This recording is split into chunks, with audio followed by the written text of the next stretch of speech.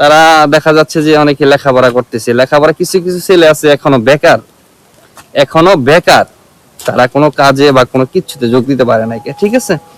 তারা কোনো কিছুই করতে পারবে না, কারণ হচ্ছে ওই যে শিক্ষিত, কারণ শিক্ষিত মানুষ হচ্ছে সবকিছু করতে পারে না। আর একটা অশিক্ষিত লোক, ওর টার্গেট হচ্ছে ভাই টাকা কেমনে কামাইবো, ওর টার্গেট হচ্ছে এইটা। আপনার সমবয়সী যদি কেউ থাকে, যারা আপনার সমবয়সী যদি কেউ থাকে, সে যদি লেখাপড়া বাদ দিয়ে যদি কাজে ঢুকে থাকে, আপনি যে সময় থেকে লেখাপড়া করতেছেন আর সেই লোকটা সেই সময় থেকে কাজে ঢুকছে, বিশ্বাস করেন ভাই, ওই ছেলেটি সাকসেস হবে। আপনি লেখাপড়া করে এত টাকা খরচা করে শেষে দেখা যাচ্ছে যে আপনার এত টাকা ঘুষ দিয়ে চাকরি নেওয়া লাগতেছে, শেষে আপনার ফলাফল কি আসতেছে? 20,000 25,000 টাকা স্যালারি, তাই না?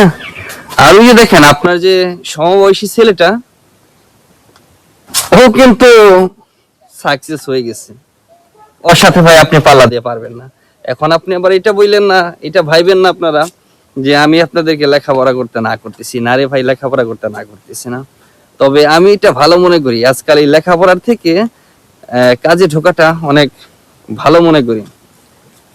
লেখাপড়া করে সাকসেস হওয়া যাবে, কিন্তু এতটা না যতটা ওই বয়সে আপনি কাজ করে হতে পারবেন।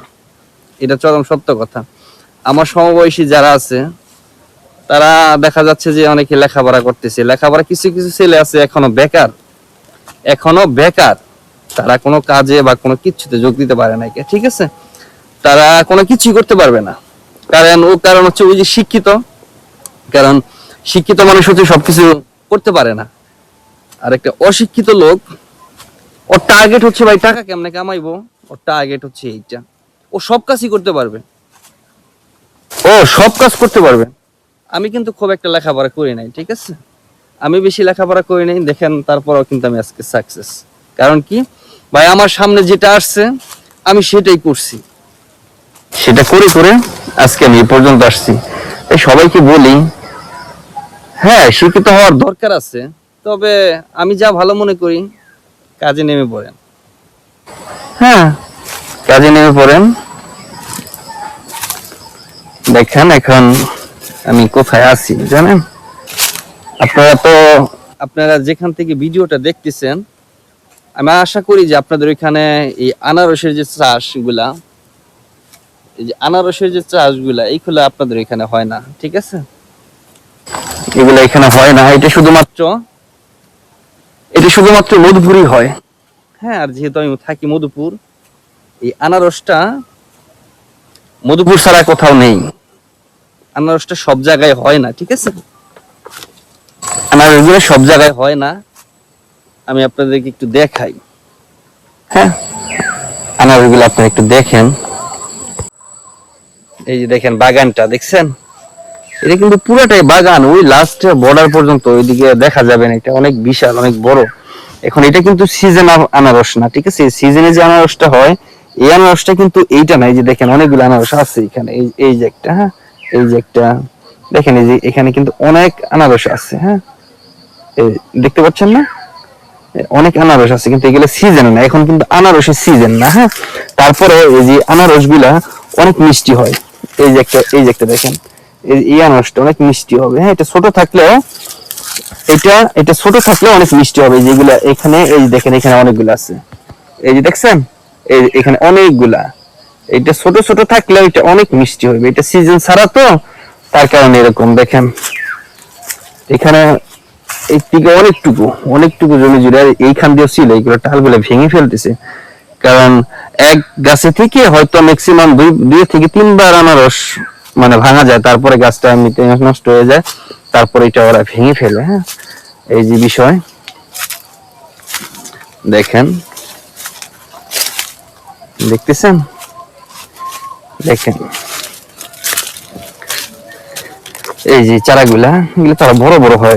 এটা অন্য আনারস তো, এই কারণে গাছগুলো এরকম। আনারসের গাছগুলো কিন্তু অনেক বিশাল বিশাল থাকে, ঠিক আছে? এই যে দেখেন, এই যে দেখতে পাচ্ছেন? এই হলো ব্যাপার। এগুলো সব হচ্ছে আনারসের বাগান।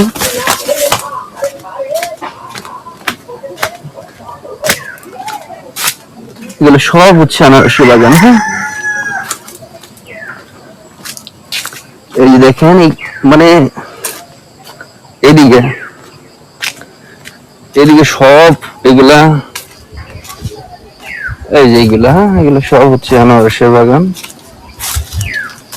এগুলো সব আনারস।